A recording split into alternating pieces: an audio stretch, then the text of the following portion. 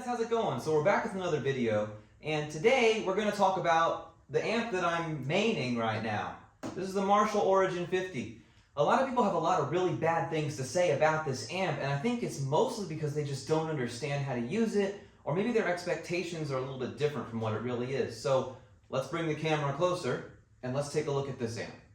So here it is. This is my Marshall Origin 50, and right now we have it hooked up to an MG cab. This is kind of a midget 412. It is a 412, but the speakers are closer together. It's lighter, it's shallower, or whatever. It's not a 1960A, but who cares?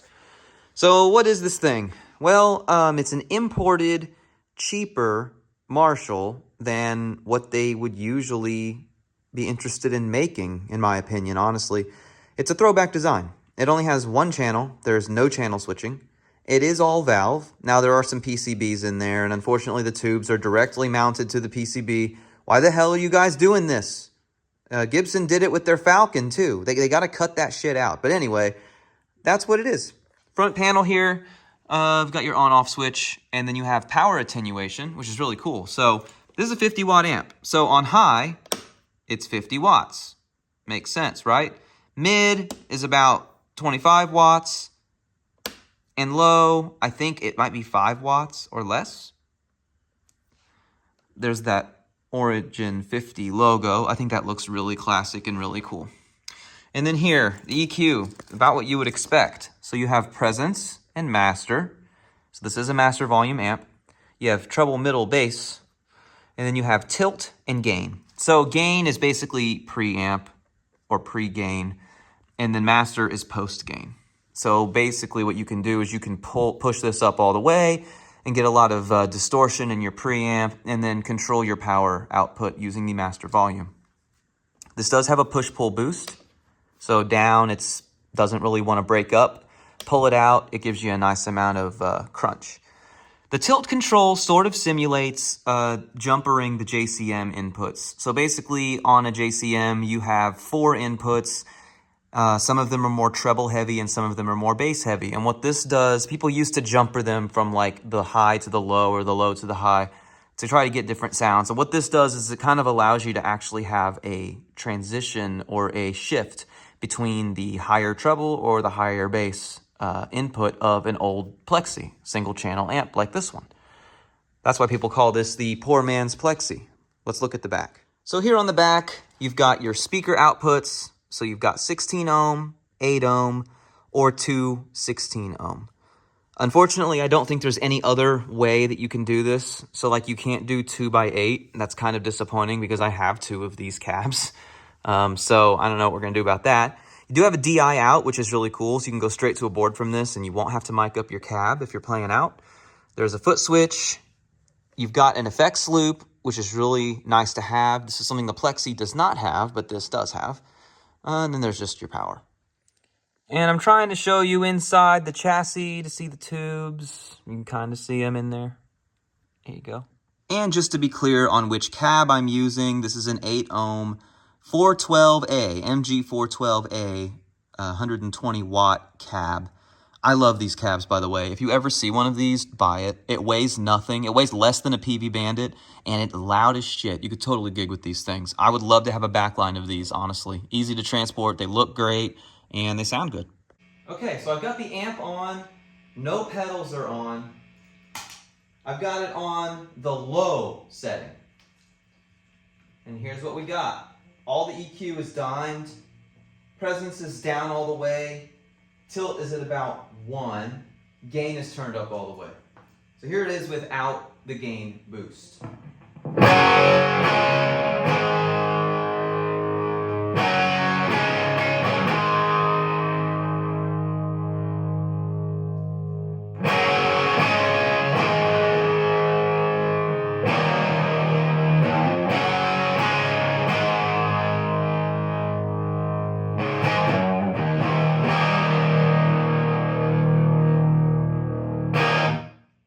Sounds amazing in the room. That's why we're not miking up the cab. I want you to hear what it sounds like with all 4 speakers and bouncing around in this room. Let's turn on the boost.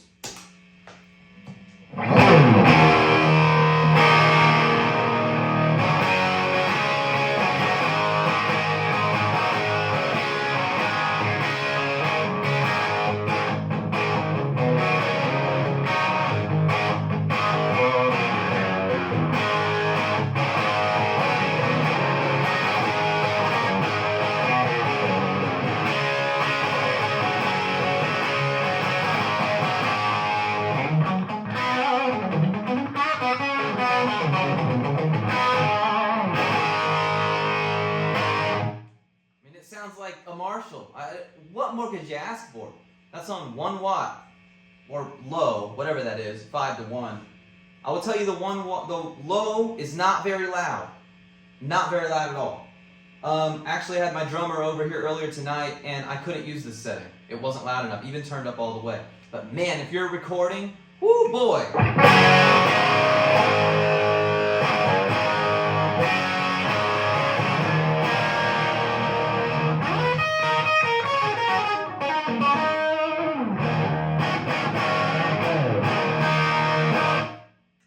Awesome.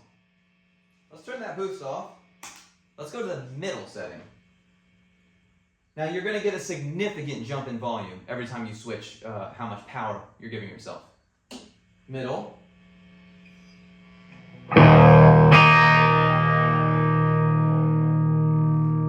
Boost is off. Let's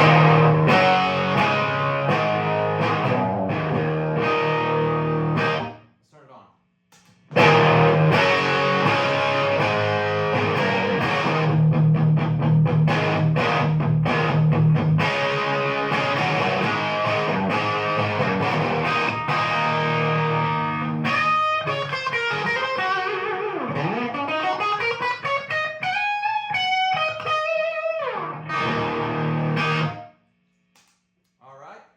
I think that low turned up louder sounds better, but that's just me.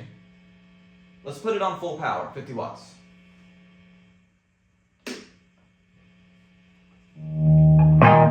Boost is off.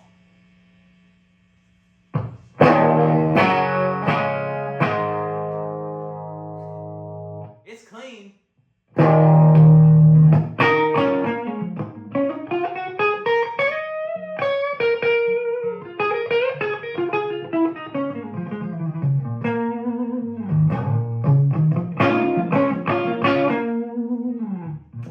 Let's turn on the boost.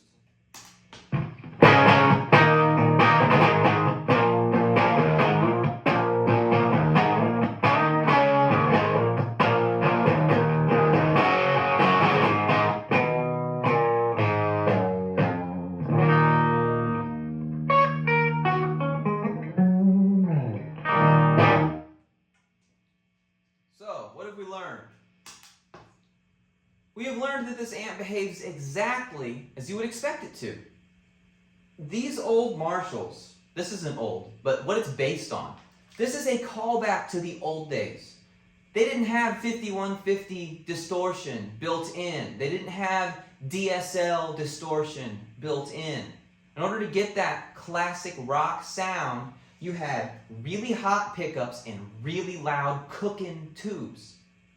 So people complain about this amp all the time and say, it doesn't have enough gain, it doesn't have enough gain. I agree, but right now, the master's on 2 at full power. If I turn it up much louder than this, it's gonna hurt. It's gonna hurt real bad. So here's what you do. Turn the power to low, okay? Listen to the difference. I'm gonna do these as quickly together as I can. I want you to hear the difference.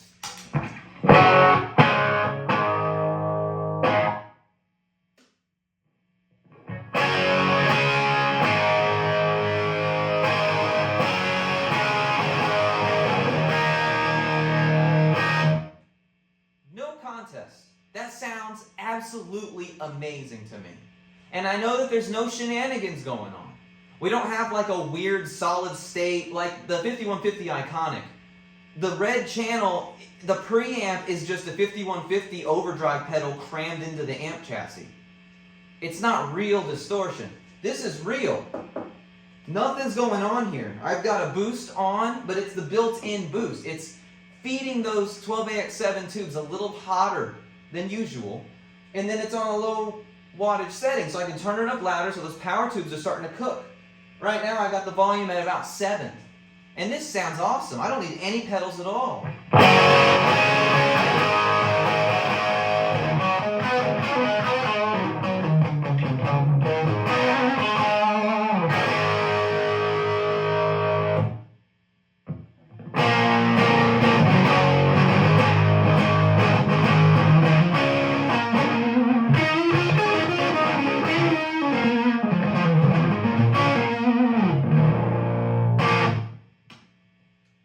Now let's add some pedals. I'm going to turn on my Holy Grail reverb and my Echoplex.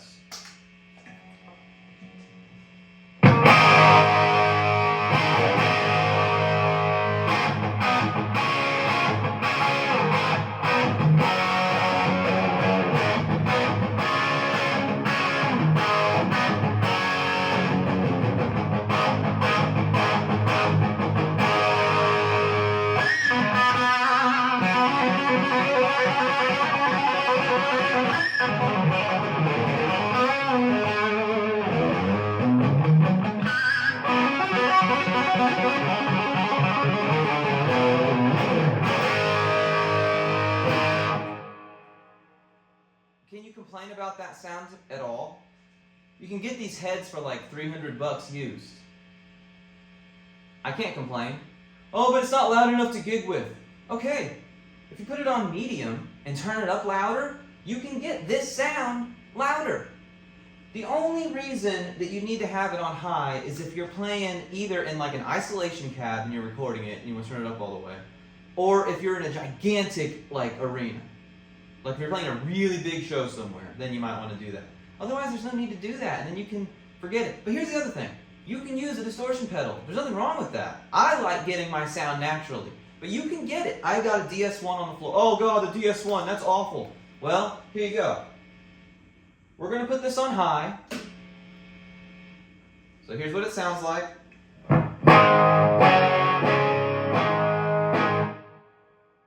Sounds kind of, and yes, my Echoplex and Holy Grail are still on. It sounds clean. I mean, it's the other thing. This amp cleans up real well. So let's turn the volume down a little bit on the neck. Just listen.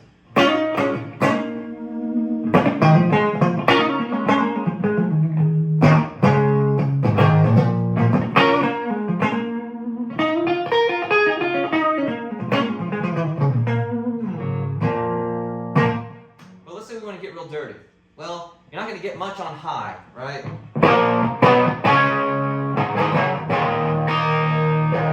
Let's turn on the DS1.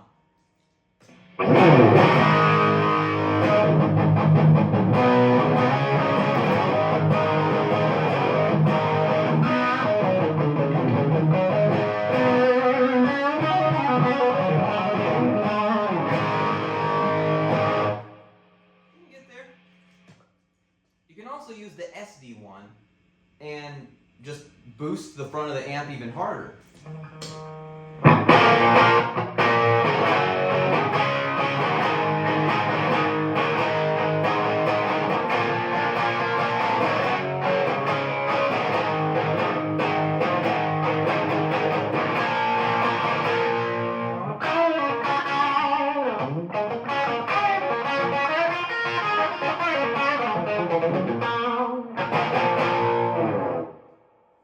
That's with the level up all the way, the drive all the way down, and the tone in the middle. SD1.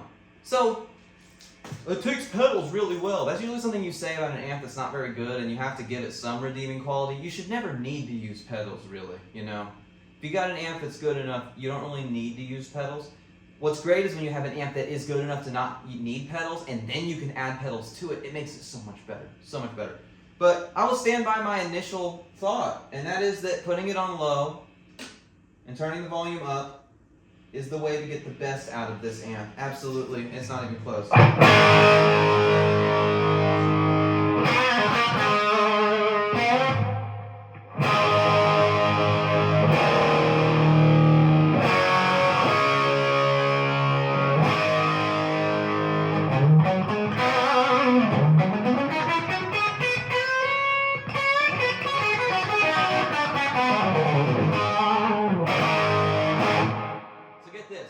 Now add pedals to this sound and you get something really nice. Let's use the SD1 first.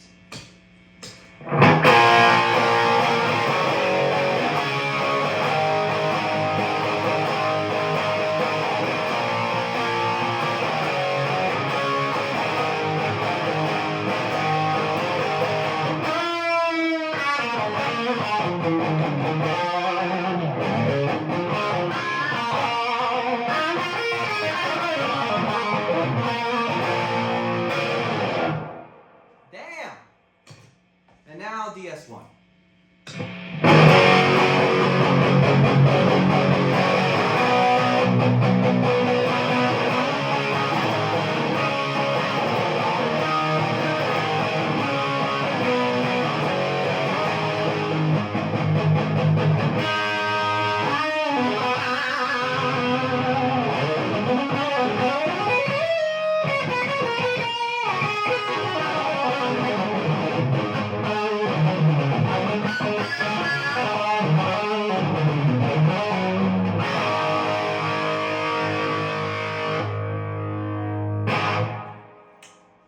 It's crazy.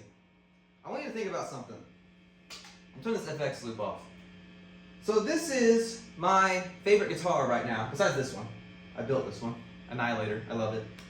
This is my Epiphone Standard 50s. It's a 2022 model, I think. 2021 model. The guitar, amp, and the cab, all together, cost me less than $600. I'm not talking about me, look at me. I'm talking about you. If you deal hunt, you can find one of these guitars, let's start with the guitar, for $300 or less, used. I did. You can find the head for $300 or less, used, if you look around for long enough. And the cab is $100 or less. I'm going to get these as low as $50, depending on where you are. Let's call it $650. You can do much worse for that, and you can't do much better. You can't do much better. Listen to this. No pedals, nothing. This is just the amp, this Epiphone guitar, bone stock. I took the covers off. That's it. That's all I did. Everything else is stock. And listen to this.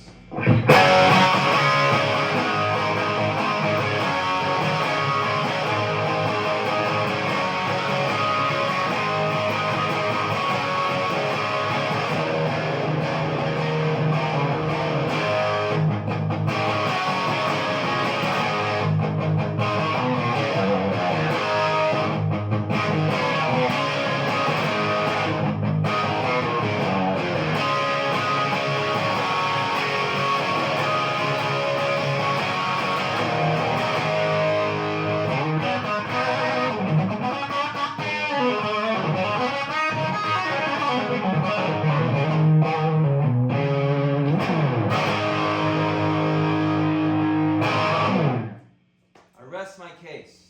This amp is amazing. Go buy one. Don't listen to the haters. They're going to tell you it doesn't have enough gain. It's a one-trick pony. It's not a one-trick pony. It can do that, what I just did. It can also do this.